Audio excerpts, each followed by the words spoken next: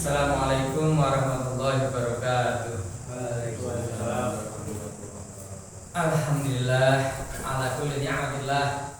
Assalatu wassalamu ala Rasulillah Sayyidina Muhammad ibn Abdillah.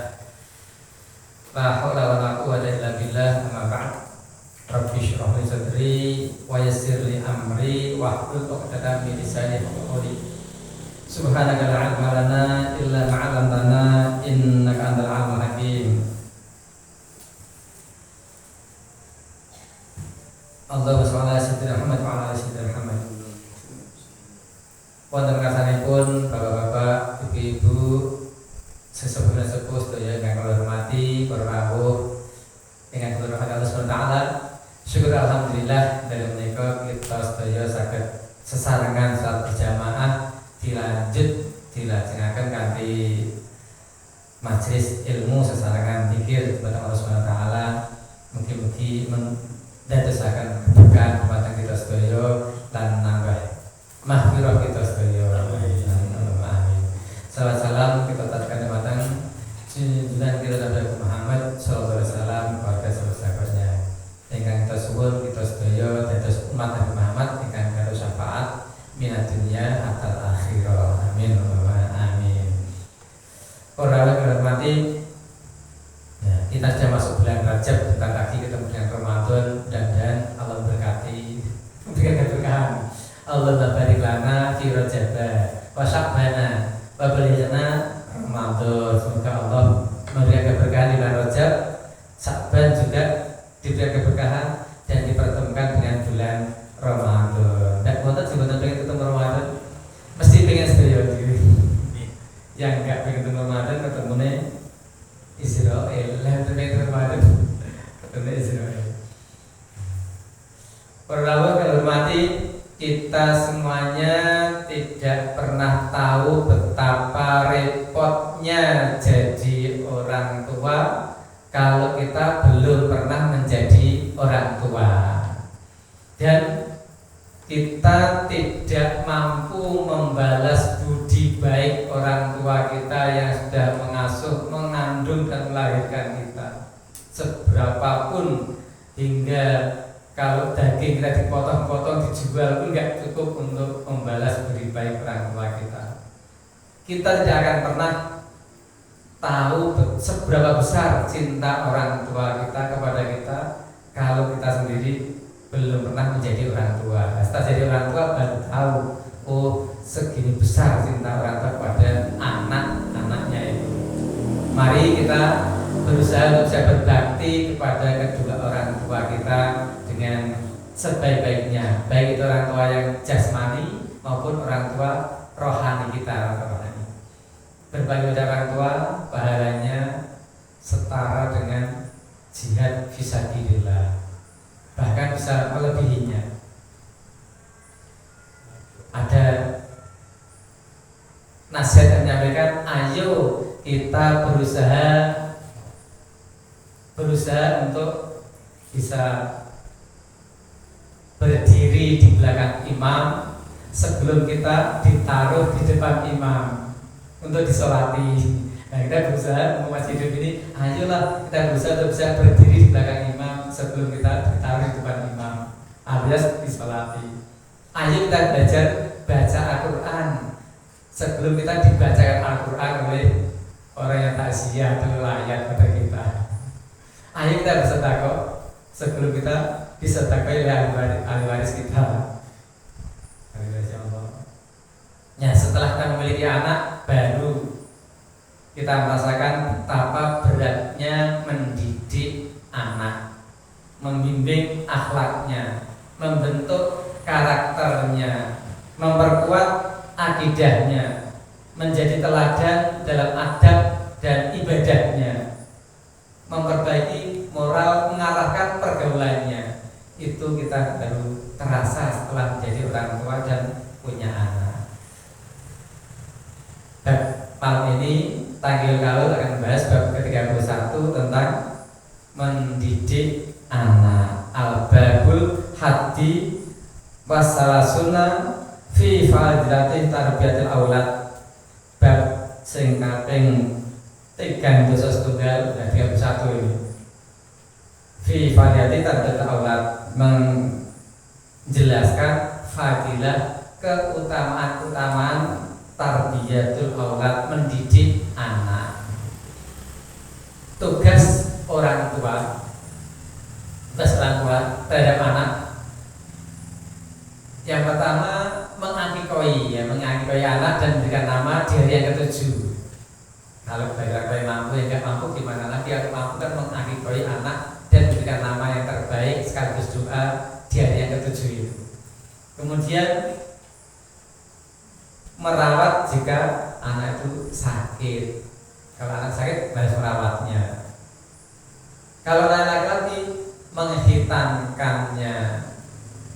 Kalau anaknya laki-laki.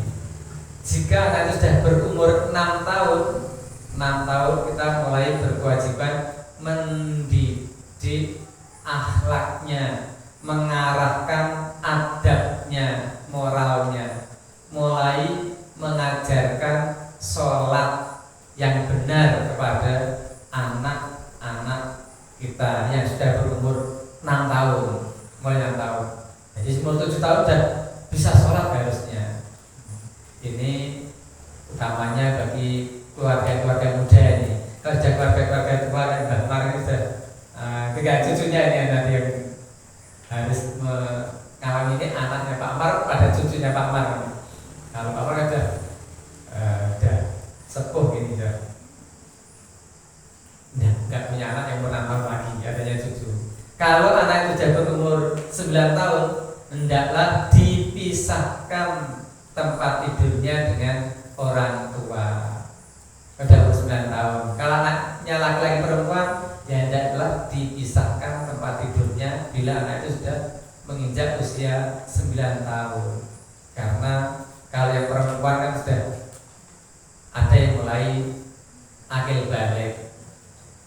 Yang laki-laki sudah mulai tamyiz, mulai mudeng, mulai paham apa itu, apa ini, sehingga perlu dipisahkan tempat tidurnya anak laki-laki dengan perempuan.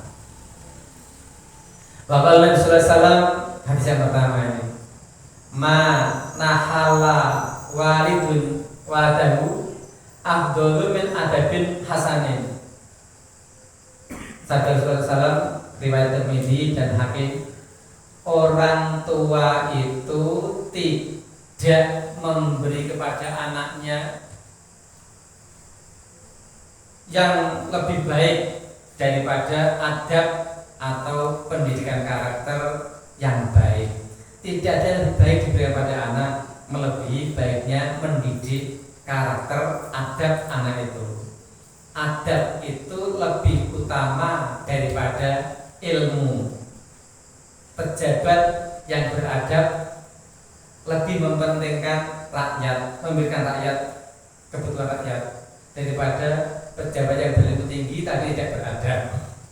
Anak yang bermoral lebih disayang oleh siapapun, orang tuanya juga ikut sayang, orang lain pun sayang pada anak yang bermoral. Maka sangat penting adab, akhlak bagi anak itu untuk ditanamkan sedini mungkin. Tidak-tidaknya umur 6 tahun sudah mulai diajari adab, akhlak, tata krama bagi anaknya. Wa qala Rasulullah sallam, hadis yang kedua, li an yu'addiba rajulu waladahu khairul lahu min an man yatasaddaqa bisa'in. Sabda Rasulullah SAW, seseorang mendidik anaknya itu lebih baik baginya daripada sedekah 1 sok 2,7 kilogram. 1 sok kira-kira 2,5 sampai 2,7 kilogram. Kok bisa berbeda di anak? Iyalah, wong 1 sok 2,5 kilogram itu habis dimakan dalam 1 pekan. Bisa dipakai sepekan. Sedangkan akhlak moral anak akan dipakai anak itu selamanya, seterusnya sampai dewasa. Kalau akhlak tanamkan sehingga lebih baik daripada sedekah 1 sok. Sebagai guru yang sudah pengalaman ngajar kira-kira lebih dari 30 tahun, saya bisa membedakan antara anak zaman dulu dengan anak zaman sekarang. Adabnya, akhlaknya, anak-anak zaman dulu dengan beda banget lah. 30 tahun yang lalu, murid-murid saya 3 tahun yang lalu beda banget dengan zaman sekarang. Adabnya, akhlaknya, unggah-ungguhnya, sopan santunnya jauh banget bedanya. Bahkan tidak hanya murid-murid, teman-teman sepergaulan pun kalau usianya yang kelahiran 80-an lebih, itu ya Allah, adabnya, akhlaknya kurang banget.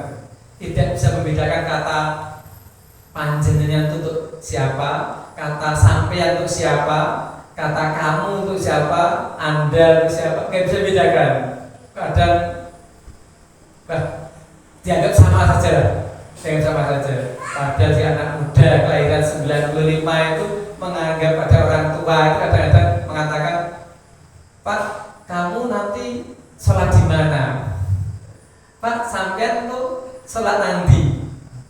Harusnya yang sudah tahu kan, tahu penerapannya. Kata sampean itu siapa toh?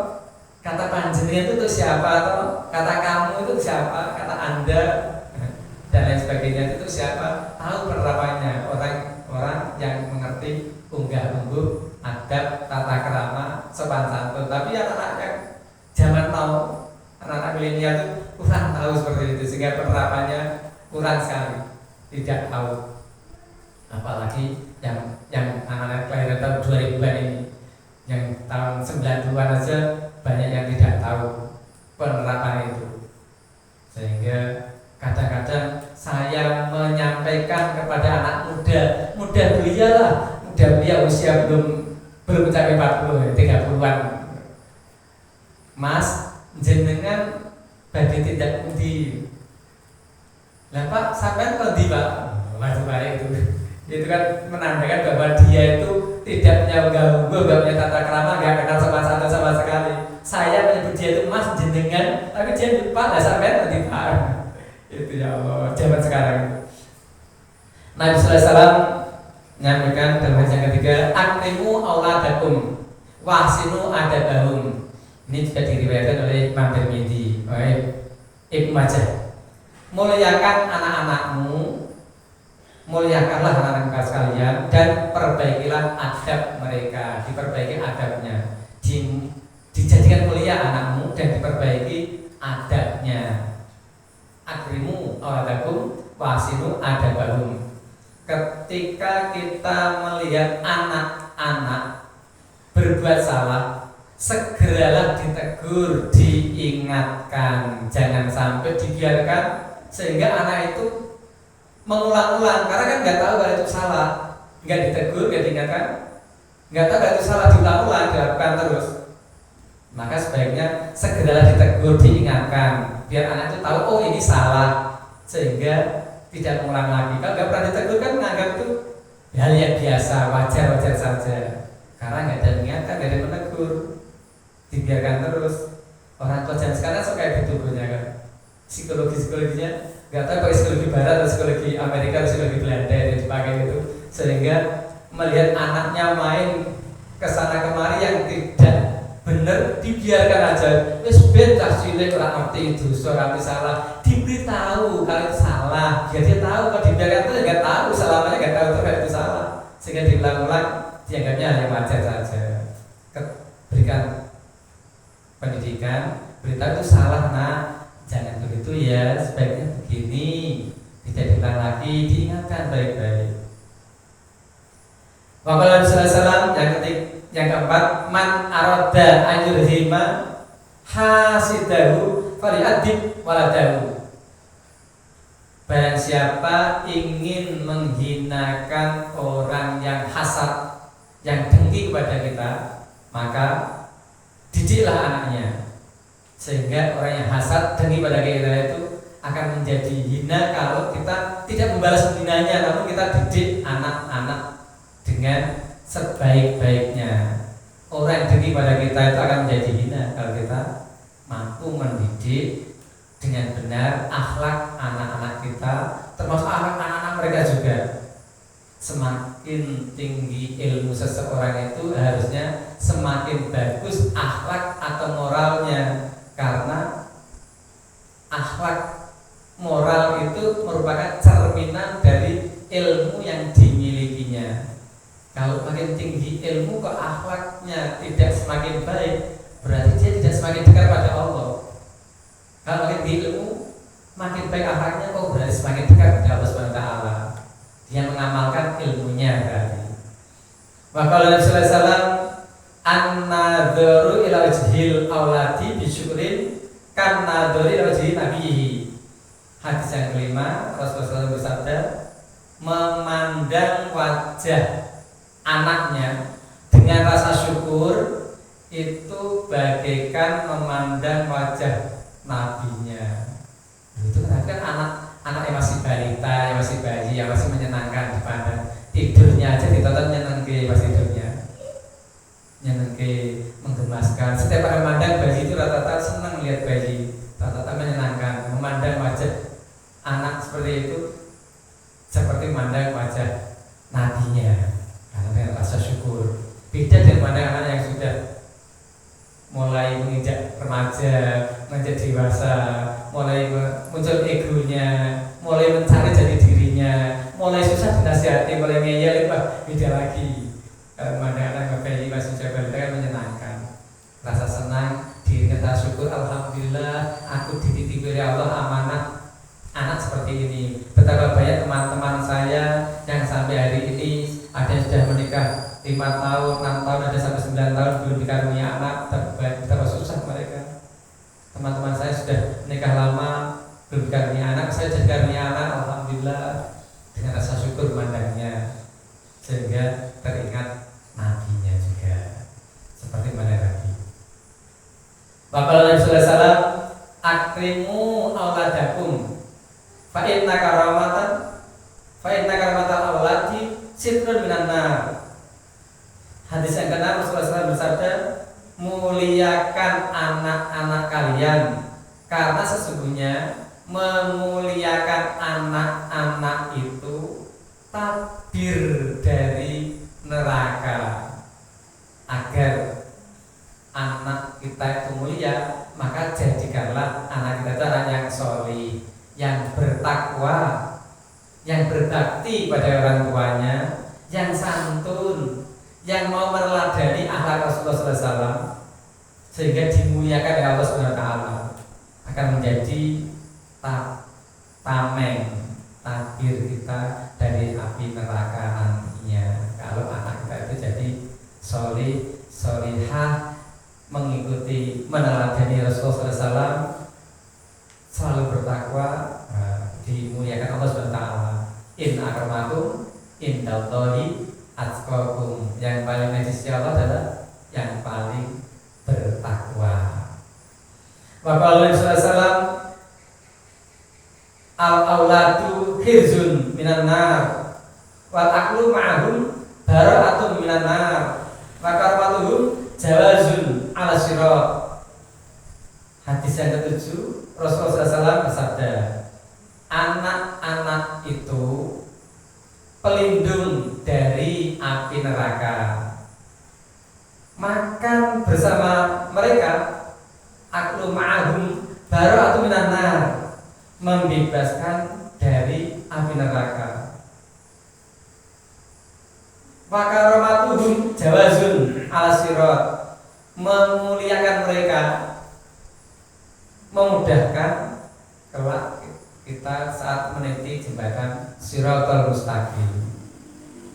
Karena itu ingat firman Allah, ku anfusakum wa ahlikum nar, jagalah dirimu dan keluargamu dari siksa api neraka melalui proses pendidikan akhlaknya, sehingga anak tidak menggeret orang tua ke neraka gara-gara dulu tidak mendidik akhlak, tidak memperkenalkan Allah dan Rasulnya, tidak memperkenalkan ajaran Islam.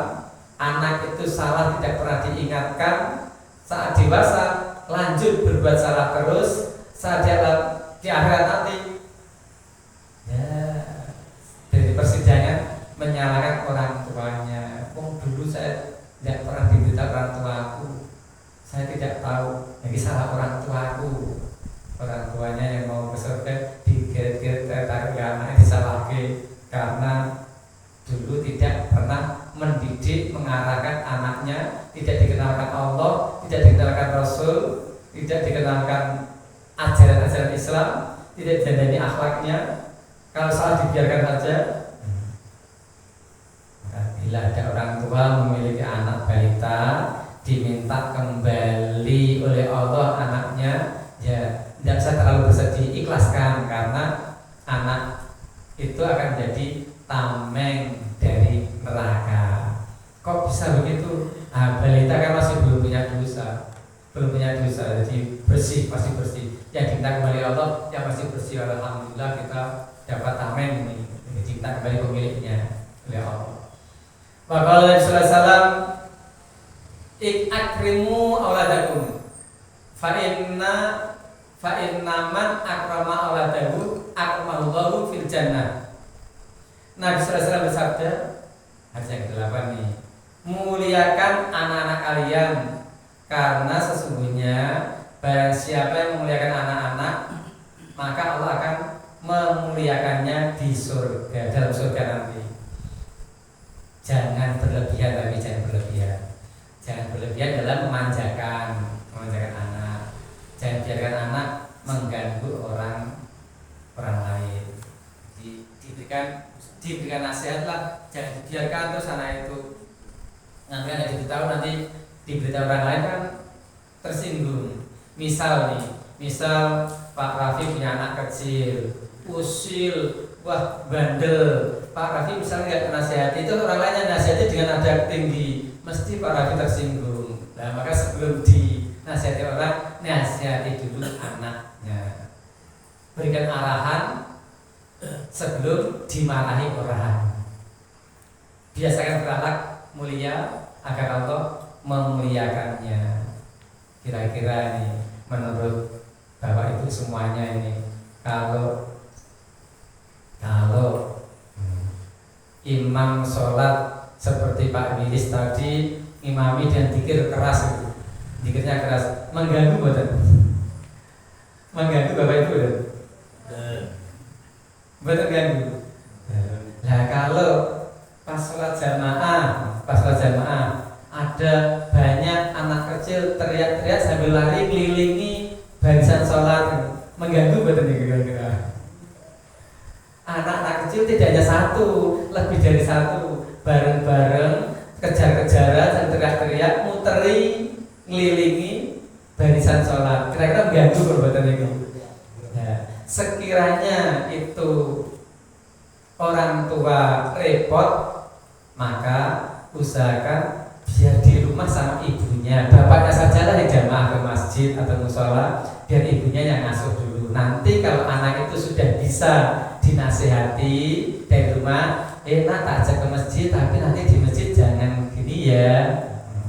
Terus nanti pulang ke dinasehati lagi, tadi kamu tak beritahu kok, masih kejar-kejaran, masih teriak-teriak kan ganggu orang sholat.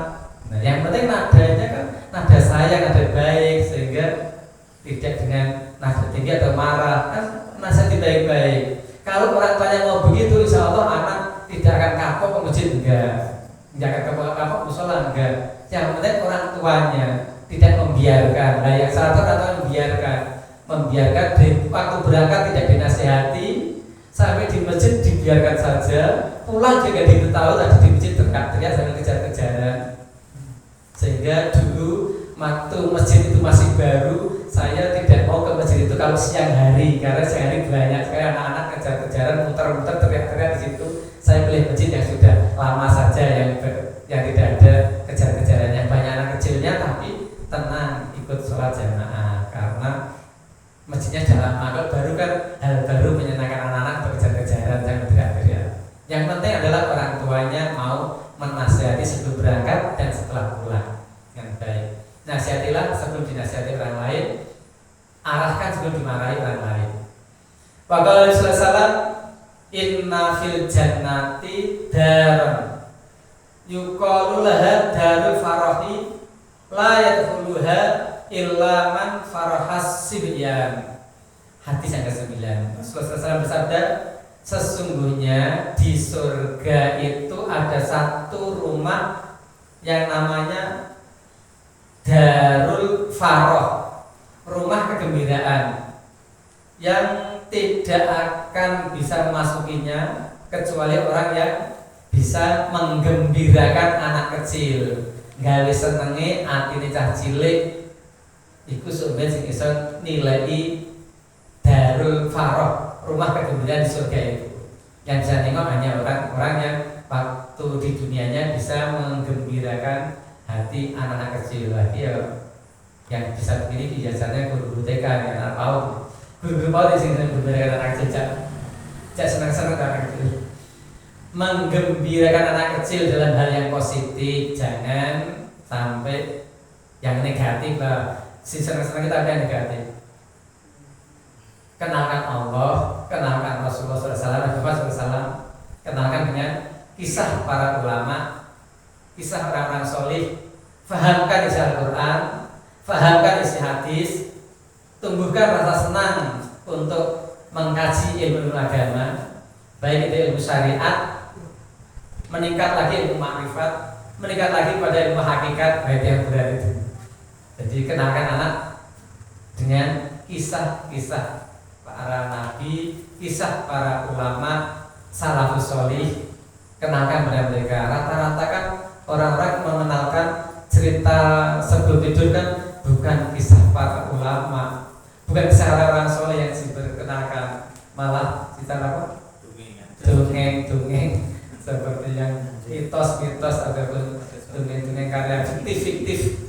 Jarang sekali orang-orang tua yang mengantarkan tidur anak dengan kisah salafus solih, para ulama ataupun para nabi, jarang sekali. Padahal kan banyak buku beredar seperti itu yang dibaca, komik anak-anak yang menarik dibacakan.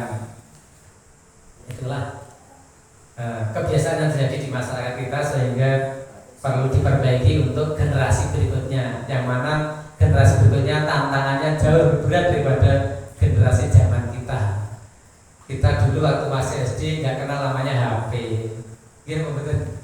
Yang pun kenal ya? Kenal nih zaman kita SD nggak kenal namanya HP, apalagi namanya YouTube, nggak kenal YouTube.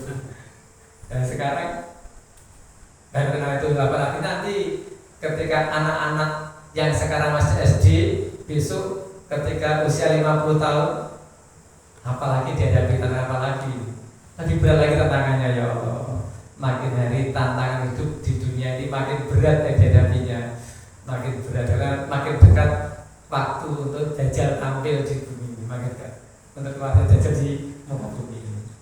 Bapak Nabi Sallallahu Alaihi Wasallam, inna fil jannati darul darul faroh, la yadkhuluha illa man faraha yatamal mu'minin. Hadis yang ke-10 ini mirip dengan hadis yang ke-9. Sesungguhnya di surga itu ada satu rumah bernama Darul Faroh, rumah kegembiraan, yang tidak akan bisa memasukinya terkecuali orang yang bisa menggembirakan anak-anak yatim dari kaum mukminin. Anak yatimnya orang mukmin, bukan anak yatimnya orang-orang yang non mukmin. Orang mukmin ini yang banyak sekarang yatim dari orang mukmin yang dikorban di Palestina, kan banyak kan ya, janda-janda yang dengan anak yatim dari sana, korban pembantaian dari oknum-oknum yang tidak bertanggung jawab, sehingga banyak anak yatim di sana. Dan karena itu kita didik anak-anak kita dengan takwa, dengan hal yang baik. Allah SWT berfirman dalam surah An-Nisa yang artinya, sembahlah Allah, janganlah kamu mempersekutukannya dengan sesuatu pun, dan berbuat baiklah kepada dua orang tua, ibu bapak, kepada karib kerabat, pada anak-anak yatim, orang miskin, tetangga dekat, tetangga jauh, teman sejawat, ibnu sabil, hamba sahaya. Ini firman Allah dalam surah An-Nisa ayat ke-36. Wa'budullaha wa tusyriku syai'an. ila akhir ayat. 10 hadis tentang fadilah, keutamaan tarbiyat aulad, mendidik anak. Ini yang tertulis di catatan Al ini saya tidak tahu persis mana hadis yang sahih, mana yang tingkatannya hasan, mana yang dhaif, mana yang adakah yang dhaif apa tidak, ada yang maudhu atau tidak, saya tidak tahu. Pokoknya baca kitab Taqiyul Haul yang isinya 10 hadis setiap babnya ini. Demikian yang bisa kita baca pada malam hari ini. Mudah-mudahan bermanfaat bagi kita semuanya dan bermanfaat pula bagi keluarga-keluarga muda yang tidak sempat hadir di pengajian tapi sempat nonton di YouTube. Kurang dan salah dari saya mohon maaf. Alhamdulillah. Wallahu muwaffiq ila aqwamit thoriq. Assalamualaikum warahmatullahi